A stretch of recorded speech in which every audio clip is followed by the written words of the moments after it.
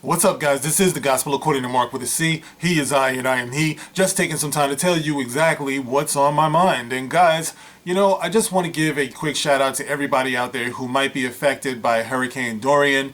The Bahamas, Florida, the Carolinas, stuff like that. If you're in the path of the hurricane, please use caution and use your brain, man. It's like watching CNN and all these stations out there. I'm just tired of seeing people get on camera and saying shit like, I've been here for 45 years and no hurricane is gonna run me away. I'm gonna batten down the hatches. I'll be just fine. I've been through worse. Oh my God. I'm tired of it.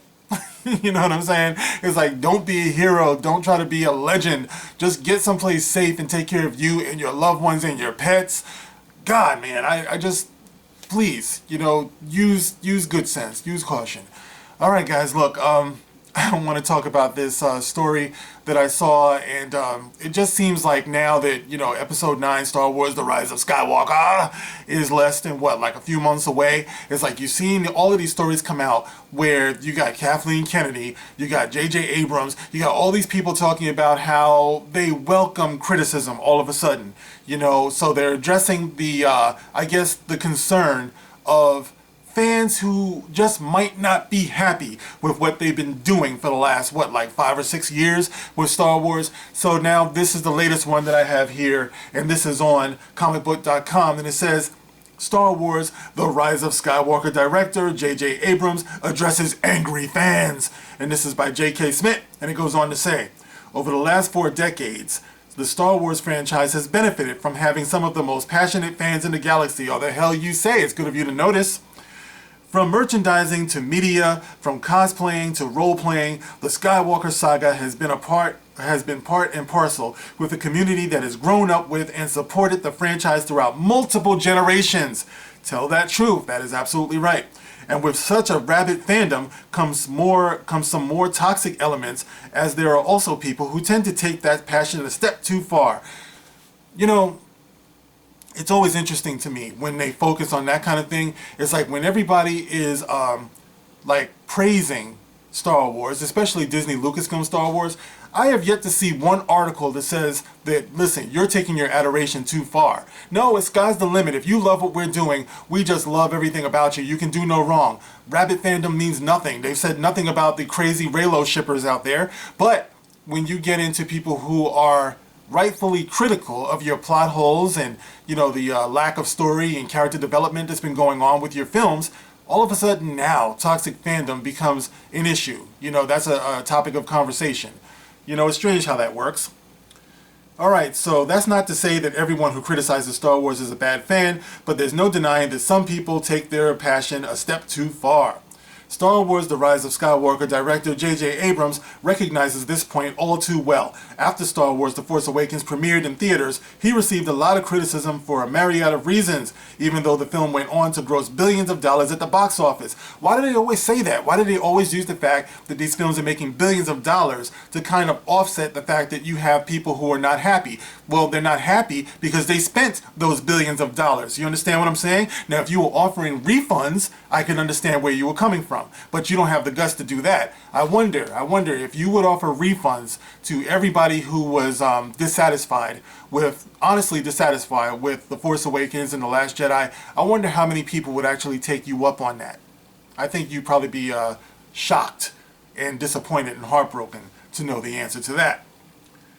Alright, during an interview with Marvelous TV at D23 Expo, Abrams was asked how he deals with the fans, and he gave an answer understanding of their passionate responses, good or bad, to the newest Star Wars films. Now keep in mind, guys, this is after he made those initial remarks about how if you were critical of Star Wars, then you must have something against women's empowerment, or you must be threatened somehow by women, or you must be some type of misogynist or something like that. Remember, because that's kind of what got this whole thing rolling. It wasn't really Rian Johnson. I think that, it was Rian Johnson. I'll never let him off the hook. But what I'm saying is that I think that J.J. Abrams' initial remarks was the jump-off point for the fandom menace and the backlash and everything that you've seen since then. I think it all started right with that. Okay. So J.J. Abrams goes on to say, you just have to be grateful for them. because you don't want to be working on something no one cares about, said Abrams. And you have to understand that they've got their opinions, and of course, you have to value them. You're never going to please everyone. You have to know that going in, and just do the best you can. I am nothing but thankful as someone who considers myself a fan. I can't wait for them to see the film. J.J. Abrams, you know, I don't doubt that you're a fan, but you're not like a very good fan, because if you're a fan of Star Wars, the first thing you would have done was you would have got the old crew back together again. I'm gonna say it a million times. Someone out there is like, oh my God, he's saying that again. Well, for all time, we're gonna have to live with that decision. You know, so that's what I'm saying. No fan in the world who is a real dedicated fan of the OT would have gotten Harrison Ford, Carrie Fisher, and Mark Hamill back together on a project and not had them in a scene or two together. They didn't have to get the whole trilogy, but you could have at least brought them back together to play off of one another again. But no, you didn't do that. So I'm not going to ever stop talking about that. So in recent years, Star Wars The Last Jedi has proved to be divisive among the fandom, and while debates rage on over whether Abrams would be course correcting after that, the director made it clear that he's sticking to the path that Rian Johnson laid out. The story that we're telling, the story we started to conceive when we did The Force Awakens, was allowed to continue. Episode 8 didn't really derail anything that we were thinking about, Abrams explained to the Associated Press, but I will say that the fun of this movie is that these characters are all together on this adventure as a group. That's the thing that I was most excited to see, the dynamic between these characters, and that these amazing actors play on this desperate, seat-of-your-pants adventure. That, to me, was the most fun, having the group together! Are you kidding me? See, this is what I'm talking about. So, J.J. Abrams, you realize you fucked up, right? You know you fucked up, right? You know you fucked up, right? Ha ha! You really fucked up with that one. You know you did, right? Because if you put so much weight on the effectiveness of having this group of characters to be together after Rian Johnson had them separate for a whole movie of a trilogy, nobody got to play off of each other, then how do you explain the decision? Because you got to keep in mind, Rey, Poe, and Finn have only been in Star Wars for what now? Like the last, 6 years or so? How do you explain the necessity and the effectiveness and the pure joy of having them together in this film, Episode 9, right? And here you had Luke, Han, and Leia for the better part of 40 years, and you didn't see the need to bring them together. JJ, do you see where you fucking mess up at? You know what I mean? Like, there can be no denying this, guys. You know, so everybody, you know, the inevitable people who come in here like, I'm just gonna thumbs this down. I'm just gonna do that. Fuck the gospel according to Mark with a C. Look at my thumbs down, Mark. Look at it! I don't care. I'm only here to express my opinion, all right? And I think that my opinion is shared by some great people that I am privileged and honored to share that opinion with. All right, so my thing is, how JJ?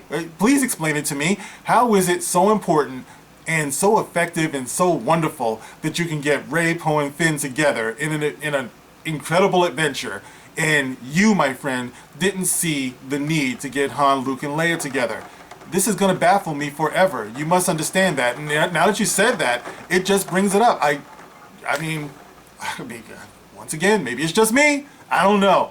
But, I mean, are you seeing what I'm seeing? I mean, are you seeing the hypocrisy here? You know, you're the one who did this because you're the one who killed Han the way that you did before any of them could get together again, JJ. So, for you to go on and say this is just, I don't know, just blows my mind. Kaboom! But anyway, guys, I just wanted to point that out because this is the mentality that we're dealing with. It's in with the old, or I should say in with the new and out with the old, and who cares about it? Just sweep it out the door, I guess, you know. But, I don't know. You know, those of us who care, we're going to keep on talking about this, guys. And, you know, that's just the way it's going to be. Because when you talk about Star Wars, like it said, you are talking about a story that spans across generations.